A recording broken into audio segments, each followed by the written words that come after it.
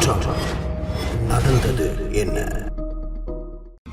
இலங்கை மத்திய வங்கியின் அங்கீகாரத்துடன் இயங்கும் பகுதி நேர வேலை ஆலோசனை திட்டம் என்று கூறி மக்களை ஏமாற்றும் மோசடி திட்டம் இந்த நாட்களில் இணையத்தில் முன்னெடுக்கப்பட்டு வருவதாக தெரிவிக்கப்படுகிறது. இதற்காக முகநூல் உள்ளிட்ட இணையதள சேவைகள் மூலம் வெளியாகும் விளம்பரத்தில் அங்கு பணிபுரியும் இடம் வீட்டு அலுவலகம் என குறிப்பிட்டு இணையதளம் மூலம் இப்பணியை மேற்கொள்ள ஸ்மார்ட் போன் அல்லது கணினி தேவை என விளம்பரத்தில் குறிப்பிடப்பட்டுள்ளது. வாட்ஸ்அப் மூலம் இந்த வேலை திட்டத்துடன் இணைக்க முடியும் என்றும் இந்த பகுதி நேர வேலையின் மூலம் தினசரி 17,500 முதல் 46,000 ரூபாய் வரை எளிதாக சம்பாதிக்க முடியும் என்றும் குறிப்பிடப்பட்டுள்ளது. முடிக்கப்பட்ட ஒரு பணிக்கு 1,500 ரூபாய் உதவித்தொகை வழங்கப்படும் என்று கூறப்படுகிறது. இதில் சேருபவர்கள் தினமும் 3 நிமிடங்களில் தங்களுக்கு உரிய கமிஷனை பெற்றுக்கொள்ளலாம் என கூறப்பட்டாலும் இந்த வேலையின் நிலை என்ன என்பதை விளம்பரதாரர்கள் குறிப்பிடவில்லை.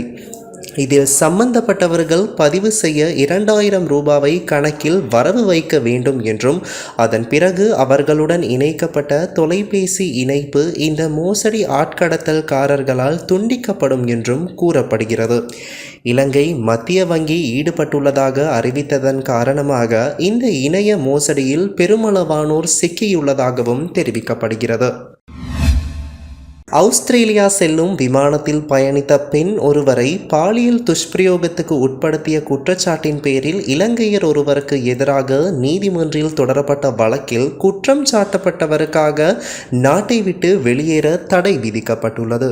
இலங்கையிலிருந்து ஆஸ்திரேலியா பயணித்த விமானத்தில் 41 வயதான குறித்த சந்தேக நபர் தன்னை பாலியல் துஷ்பிரயோகத்துக்கு உட்படுத்தியதாக பெண் பயணியொருவர் விமான ஊழியர்களிடம் முறைப்பாடு செய்திருந்தார். இதையடுத்து டிசம்பர் 18ஆம் தேதி மெல்பர்ன் விமான நிலையத்தில் வைத்து சந்தேக நபரான இலங்கையர் கைது செய்யப்பட்டிருந்தார். இந்த நிலையில் அவருக்கு எதிரான வழக்கு நேற்று வியாழனன்று மெல்பர்ன் நீதவான் நீதிமன்றில் வந்த நிலையில் நாட்டை விட்டு வெளியேற தடை உத்தரவு பிறப்பிக்கப்பட்டுள்ளது. சந்தேக நபருக்கு எதிரான குற்றம் நிரூபிக்கப்பட்டால் அதிகபட்சமாக 7 ஆண்டுகள் சிறை தண்டனை விதிக்கப்படும் என கூறப்படுகின்றது.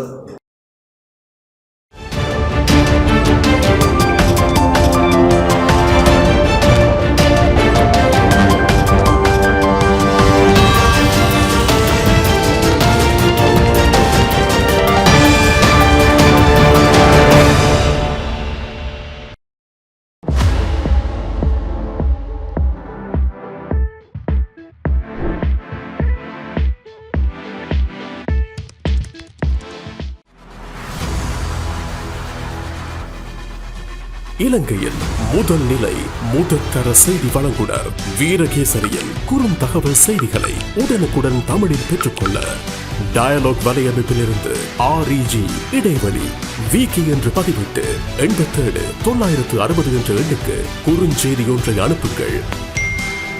வீரகேசரி செய்தியுடன் இணைந்திருங்கள்.